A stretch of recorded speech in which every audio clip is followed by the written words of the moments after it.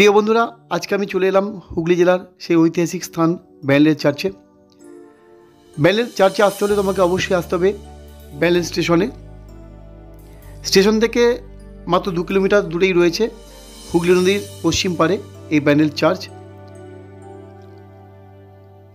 চলো আমরা চার্চটা তোমাদের ঘুরে দেখাবো। তার আগে বলে রাখি, এই ব্যান্ডেল কথাটা কোথা থেকে এসছে। বান্দার শব্দ থেকেই এসছে ব্যান্ডেল। বান্দার শব্দের অর্থ হলো বন্দর। একসময় এখানে পর্তুগিজ এবং মুঘলদের বাস ছিল। যেহেতু হুগলি বন্দর ছিল, সেখান থেকেই এই নামটি এসছে। চলো এবার আমরা চার্চে যাই। চার্চের গঠনশৈলী তোমরা নিশ্চয়ই দেখতে পাচ্ছ কত সুন্দর। পর্তুগিজদের একমাত্র ভরসা হলো চার্চ বা বেসিলিকা। 1660 সালে এই চার্চটি নির্মিত হয়েছিল। গোমেজ ডি সোটা এই চার্চটি নির্মাণ করেছিলেন। চলো বন্ধু, আমরা এখন এই চার্চের ইতিহাস না জেনে শুধুমাত্র চার্চের পরিবেশটাকে এবং চার্চের সৌন্দর্যকে উপভোগ করি। তাহলে সাথে থাকো আর দেখতে থাকো আমার সম্পূর্ণ ভিডিওটা। আমি শুভদীপ, আমার ইউটিউব চ্যানেল এক টুকরো ভালোবাসা। যদি আমার এই ভিডিওগুলো তোমাদের ভালো লেগে থাকে তাহলে কিন্তু অবশ্যই আমার চ্যানেলটিকে সাবস্ক্রাইব করবে, বন্ধুদের কাছে প্রচুর শেয়ার করবে, আর অবশ্যই ভিডিওতে একটি লাইক দেবে। তাহলে দেরি না করে চলো ঘুরে দেখা যাক ব্যান্ডেল চার্চ। বন্ধু, যেহেতু সামনেই 25 ডিসেম্বর বা বড়দিন, তাই চার্চকে খুব সুন্দরভাবে সাজানো হয়েছে। অনেক দর্শনার্থী এসছে, প্রচুর ভিড় রয়েছে। দুটো সুন্দর থাম দেখো বন্ধু, দুদিকে দুটো থাম রয়েছে। এটা হলো মূল গেট। এখান থেকেই সাধারণত ভেতরে প্রবেশ করা হয়, কিন্তু যেহেতু বড়দিন উপলক্ষে সাজানো হচ্ছে তাই এই গেটটা বন্ধ আছে। আমাদের চার্চে যেতে হলে পেছন থেকে যেতে হবে। আর এই জায়গাটায় যিশুর জন্ম দেখানো হচ্ছে। অনেক ভেড়া বা অনেক ধরনের মডেল দিয়ে সাজানো হয়েছে এখানটা। আর রয়েছে শান্তাপুরোটা খুবই সুন্দর দেখো বন্ধু, দারুণ আকর্ষণীয় লাগছে কিন্তু।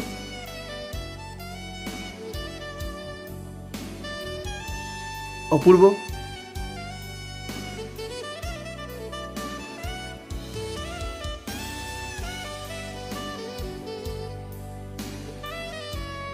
ঠিক 25 ডিসেম্বর আগে থেকে 1 জানুয়ারি অবধি এই জায়গাটিকে এরকম সুন্দর করে সাজিয়ে রাখা হয়। আর এখান থেকে চার্চকে বাইরে থেকে দর্শনার্থী দেখতে পারবে। আর যদি তোমরা কেউ ভেতরে প্রবেশ করতে চাও তাহলে বলে রাখি বন্ধু, 24 ডিসেম্বর সন্ধ্যে 6টার পর থেকে 1 জানুয়ারি অবধি চার্চ কিন্তু সম্পূর্ণভাবে ভেতর থেকে বন্ধ থাকে। তখন তোমাদের কিন্তু এই বাইরের দিক থেকেই এই চার্চকে দেখতে হবে। বছরের অন্যান্য সময়গুলো বিকেল 4টে থেকে সন্ধ্যে 6টা অবধি এবং সকাল 8টা থেকে দুপুর 12টা অবধি কিন্তু চার্চ খোলা থাকে। আজকে আমরা যে টাইমে এসেছি আমরা চার্চের ভেতরে প্রবেশ করতে পারবো। আমরা একটু পরেই চার্চের ভেতরে যাচ্ছি। তার আগে বাইরের এই অংশগুলোকে বা এই দৃশ্যগুলোকে আমরা দেখে নিই বা উপভোগ করে নিই।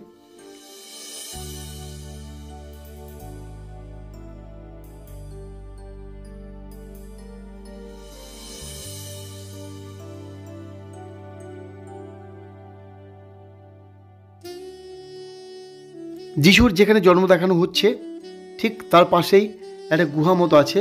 এখান থেকে আমাদের চার্চের ভেতরে যাওয়ার জন্য প্রবেশ করতে হবে।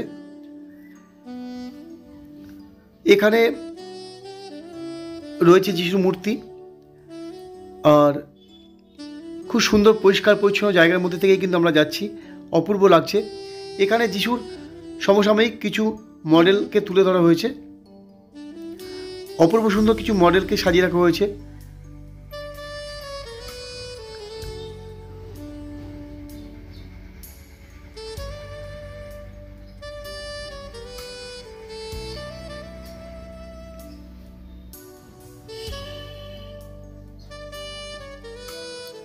অনেক দর্শনার্থী চার্চ দেখে ক্লান্ত হওয়ার পরে এখানে বসে হয়েছে, কারণ চার্চের এরিয়াটা অনেকটাই বড় আর খুব সুন্দরভাবে সাজানো হয়েছে। আশা করি 25 ডিসেম্বর এই সব জায়গাগুলো আরও সুন্দরভাবে সাজানো হবে।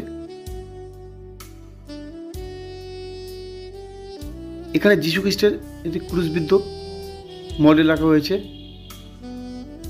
মাতা মেরি কোলে যীশু খ্রিস্ট রয়েছে।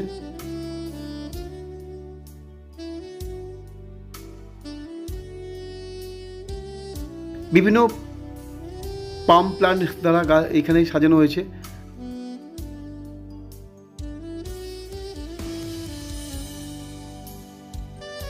তোমরা এলে এখানে ভীষণ ভালো লাগবে, অপূর্ব লাগবে।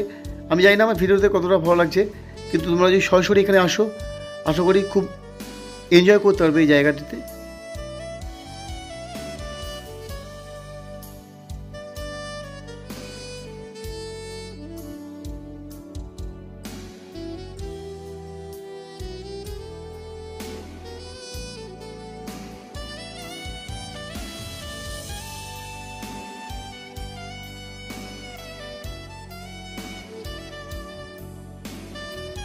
অনেকটা এলাকা নিয়ে বন্ধু রয়েছে এই চার্চ।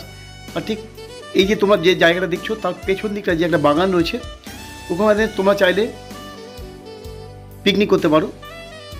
এবার আমরা কিন্তু মূল চার্চের ভেতরে প্রবেশ করব।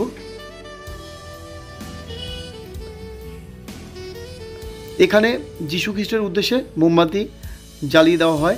যারা বাইরে থেকে মোমবাতি কিনে এসছো তারা এখানে জ্বালাতে পারো। তাছাড়া এই চার্চের ওপরে গিয়েও তোমরা কিন্তু মোমবাতি জ্বালাতে পারো, সেরকম জায়গা রয়েছে। চলো আমরা এবার ভেতরে প্রবেশ করি।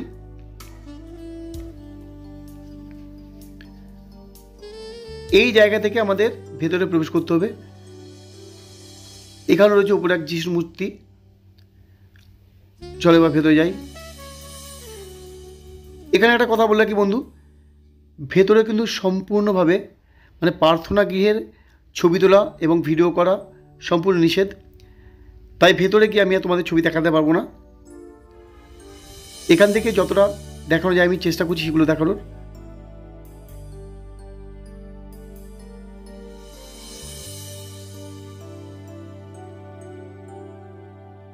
বন্ধু, প্রার্থনা কক্ষ থেকে আমরা ভেতরে ঢুকে এবার সিঁড়ি বেয়ে উঠে গেলাম একদম চার্চের উপরে।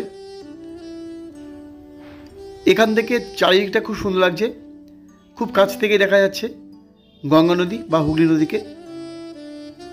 দর্শনার্থীরা চার্চের উপরে উঠে ঘুরে এমনভাবে নামবে যেখান থেকে কিন্তু আবার সেই চার্চের মূল ফটকের সামনে গিয়ে পৌঁছবে।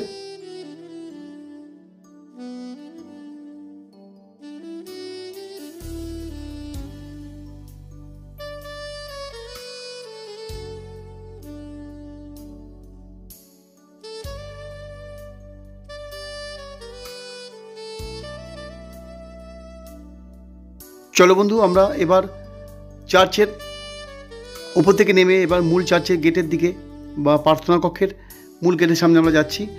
ঠিক 5টাতে কিন্তু এই গেটটি বন্ধ করে দেওয়া হবে। তার আগে সম্ভবত আমাদের ভেতরটা ঘুরে নিতে হবে।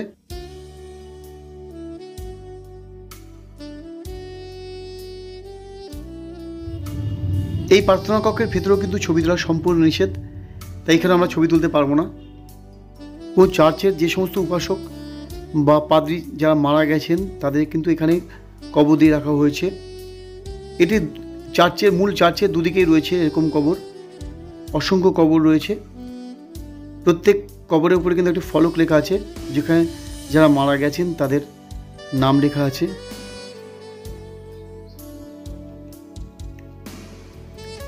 খুব সুন্দরভাবে লাইট দিয়ে সাজানো হয়েছে। 5টার পর কিন্তু এই লাইটগুলোকে জ্বালিয়ে দেওয়া হবে। আশা করি তোমাদের সেই দৃশ্য আমি দেখাতে পারবো। এটি তৈরি করা হয়েছে শুধুমাত্র 25 ডিসেম্বর বা বড়দিনের উপলক্ষে। সারা বছর এখানে থাকে না। কিন্তু 5টা বেজে গেছে, এক্ষুনি চার্চের গেট বন্ধ করে দেওয়া হবে।